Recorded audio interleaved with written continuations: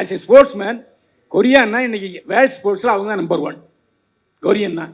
நீங்கள் அதை பற்றி பேசவே இல்லை சார். நம்ம வந்து படத்தை பத்தி பேசுறோம் இல்லையா? படத்தை பத்தி பேச போது நீ அவங்க பேசிட்டு நீ எதுக்கு பேசிட்டு இருக்க சார்? ஏன் சார்? இல்ல டைரக்டர் தான் கேள்வி கேக்குறேன். Relax sir. டைரக்டர் தான் கேள்வி கேக்குறேன். அண்ணா என்னன்னா நம்ம ஒரு கதை ஒன்று எழுதி எடுத்துட்டு போயிருக்கோண்ணே.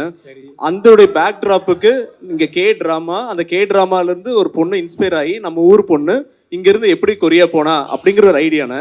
அந்த ஐடியால நாங்க போய் இறங்கினது வந்து சோல். அந்த சியோல்ல அந்த சோல் இருக்கிற இடங்கள் பாத்தீங்கன்னா இது எல்லாமே நம்ம கதைக்கு தகுந்த மாதிரி ரெஸ்டாரண்ட்ஸ், ஃபுட்டு, அவங்களுடைய கல்ச்சர் இது ஜாஸ்தி இருந்ததுனால நம்ம கதைக்கு அது இருந்ததுனால நம்ம அதை மட்டும் தானே பார்த்தோம். அதை ஸ்போர்ட்ஸ். அப்புறம் ரெண்டாவது எனக்கு என்ன கோவம் தெரியுமா?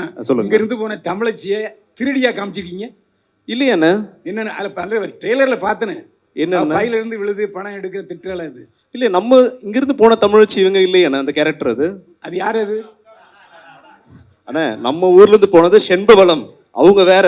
இந்த கேரக்டர் பேர் வந்து செண்பகம், இது கேரக்டர் வேற. அது ஒரு ரெண்டு பேர். அது செண்பவா, அது செண்பவளம், இது செண்பகம் வச்சிருக்கோம். படம் பார்த்தா உங்களுக்கு தெரியும். சும்மா ட்விஸ்டுக்காக இந்த மாதிரி பண்ணிருக்காங்க. நீங்க இல்ல இல்ல படம் அது என்ன சொல்லுங்க. மேட் இன் கொரியான்னு சொல்லிருக்கீங்க. ரெண்டாவது அதுல வந்து நீங்க என்னத்த தமிழ் பண்பாடு ஏதாவது சொல்லிருக்கீங்களா அதுல? அண்ணா நீங்க படம் ஒரு வாட்டி பாத்துருங்கண்ணே. ஏன் போடல? போடுவாங்கண்ணே, இன்னும் நாள் இருக்கு.